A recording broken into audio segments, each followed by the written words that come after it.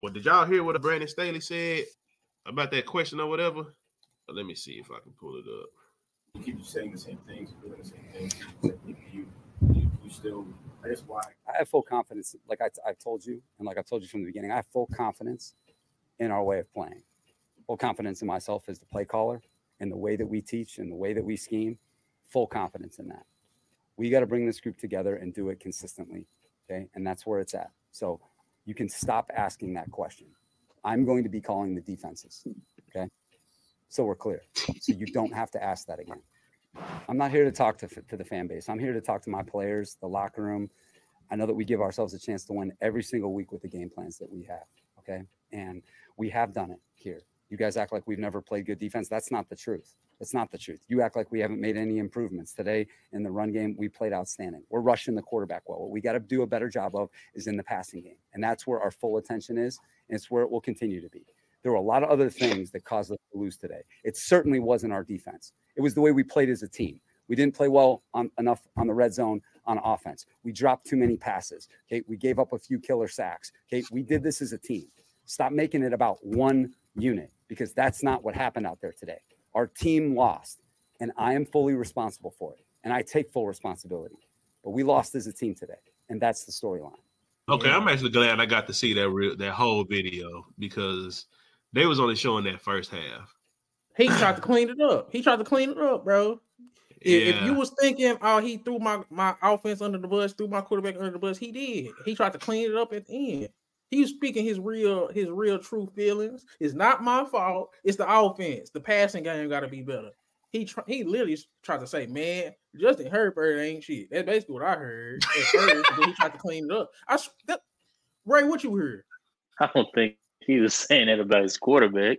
I don't know. I think at first it just got heated, and sometimes you say some stuff when you in the heat of the moment.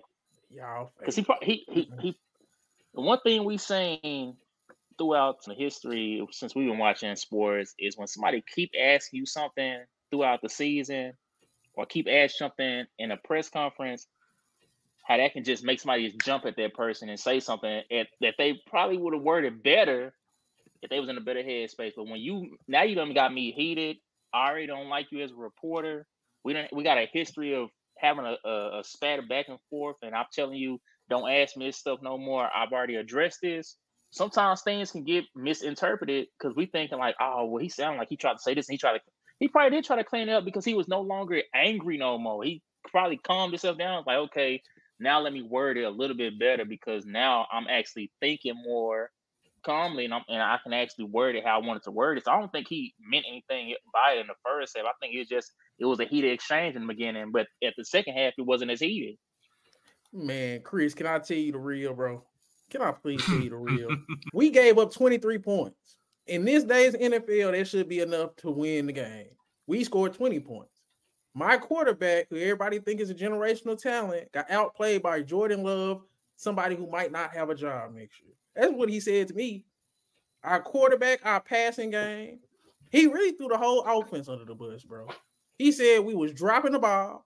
The quarterback, we couldn't stop the quarterback from getting sacked. He didn't say nothing, bro. He said we rushed the passer well. We played good run defense. He literally threw the whole offense under the bus. And he tried to clean it up. He tried to blame Justin Herbert in the offense. And he tried to own ass by saying, I called the defensive plays. And look, we only gave up 23 points. There should be enough to win the game. In today's NFL. That's what I heard. I'm just going to say it is what it is, though. I don't like Brandon Staley at all. He stunned my boy growth. I mean, and that's kind of where I get into the argument when it comes to this team, mainly about Justin Herbert, bro. And don't get me wrong, I understand that coaching has a lot to do. I'm not saying that Justin Herbert does not have the talent. I'm not saying none of that. But he is just one of them that I feel like he has been the most protected player when we come to who we talk about, that we consider, that a lot of people consider elite. He has been the most protected player since he came into the league. Yeah. And that's at no fault of his own, but it's like, come on now. We're not going to act like you ain't got $200 million receivers. We're not going to act like you don't have a top running back. We're not going to act like they haven't, drafted you good offensive players. Now, if you want to go so far as to blame the defense as far as this year, some of these games, okay, that's cool. But at the same time, you went out and got Kellen Moore for a reason. Now, I understand that Mike Williams is not there, but you still have enough. You have a top lineman in the league. You have pieces there. So it's just like, I just kind of feel like we should be like these past couple of years, he should have been doing damn near just as good as Joe Burrow. Because I understand that you got to deal with Patrick Mahomes in your division, but it ain't like Joe Burrow just done had no cakewalk either. I mean, the only knock I've had against Joe Burrow these past couple of years, and, prayers up. I know my boy hurt, wish him nothing but the best. But these past 2 years, it's really been between Baltimore and Cincinnati. And it just so happened that Lamar just happened to get hurt with like 5 games left in the season. So they was able to run away with it. Now, of course, Joe Burrow don't have that, luxury, but it's like just your resume as far as what they put around you offensively, I feel like needs to be better. My only thing with this, Chris, is Justin Herbert was the 4th ranked quarterback in his draft class.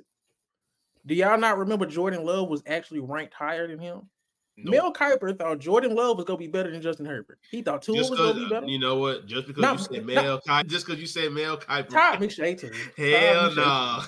But no. I can't. No. Mel Kiper, he is. I feel.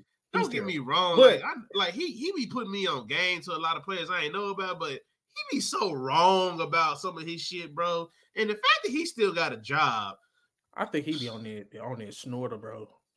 He be too twitchy. He look like he be too sweaty. Like, bro, you sitting down. Why he get to stay in with them top guns, man. They all be on that goddamn.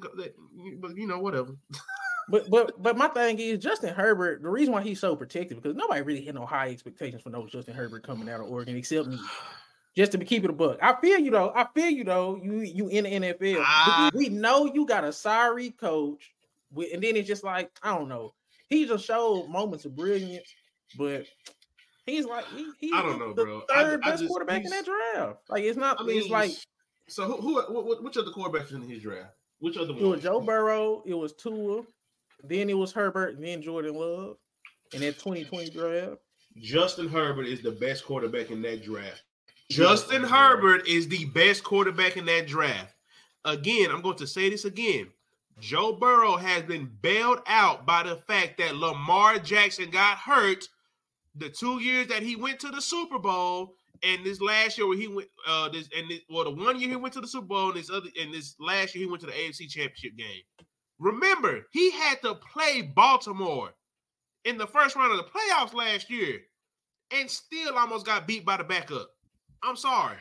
I am taking Justin Herbert over Joe because still at the end of the day, as far as where they rank offensively, they have been good. I'm not going to take that away from him. Now, at the same time, what have I got on him about? It's not been a problem this year, but last year, what was it? They second half offense. Mm-hmm. That's you. I can't sit here and have you scoring 27 points in the first half, and then the second half, you only give me 3. I feel you, bro. That's on the offense, you know what I'm saying? But, but they were so good in the first, and they, that they were able to keep those high. Now I can, try okay, yes, maybe the defense is a problem, but I tell you what, Brandon Staley is going to be fired. The Chargers are just the most delusional and dumbest organization right now. He should be fired. If they bring an offensive head coach and he looks worse, and you go get a decent defensive coordinator, because I'm sorry, you got too much talent on that defense for y'all to be this bad. These niggas are ranked like the bottom 10 in defensive rankings across the board. And guess where? And look, you've paid Justin Herbert, the 2 receivers. I think the nigga Austin Eckler paid on the franchise tag. All your money spent on the defense. You paid Joey Bosa. So was he wrong though? He was Staley wrong for? I don't think he was wrong for this game. No, for this game, he was not wrong. But we're not finna act like when we go look at the points per game that they wasn't giving up 30 points and shit to some of these close-ass games. If your defense was so goddamn good, why did you allow them to score that much? But nah, I feel like he just was saying, I did my part today. I did my part today. That's the part I didn't like. You can talk about today all you want to, but when we go back, just look at it. when you played the Dolphins, you let them hang 36 on y'all. Yeah, and your offense scored 34. Had you kept them to maybe 30, 27, you would have won. You let the goddamn Titans beat y'all, man. A close game with the Raiders, man. The Chiefs hung 31 on you, man. And y'all only scored 17. Maybe if your defense held them to 14. The Lions hung 41 on you, man. Yeah, I'm over the whole Chargers thing. I hate they crowd too. Like they crowd is like it's a weird crowd, bro. That type, bro. LA is a weird place, bro. That's the type of place where it's not weird, but because this is the thing about it, bro. It's LA. Like I've been to LA numerous times, and let me just tell the money move different out there, nigga. Them niggas ain't worried about no football game the way we worried about it in Texas or a New York fan, a Cincinnati, a Kansas City fan. And it, nigga, they ain't got too much to do out there. We got to remember, a game that started at 12 o'clock out here is starting at 10 o'clock out there. So guess what? They get out at 1 o'clock and still got to find some more shit to do. Them niggas think about, you got to have some break. Every game I see from the Chargers, they be rooting for the other team. Damn, because the Chargers ain't, bro. We got to also remember too. The Chargers got more history in San Diego. They had a true fan base in San Diego, bro. LA, you have to be good for a team to give a shit about you. Like, nigga, think about it. The Rams and the Chargers share the same goddamn stadium. There's no reason why that motherfucker shouldn't be packed out with fans from them every goddamn week. But it's not, because they're both trash. They had one good year when the Rams went to the Super Bowl. They gave them a reason to go. But other than that, shit, nigga, I'm gonna go to a Lakers game. I'm gonna go to a Dodgers game. I don't know why they did that. Let that happen in the first place. Not that I didn't mind the Rams.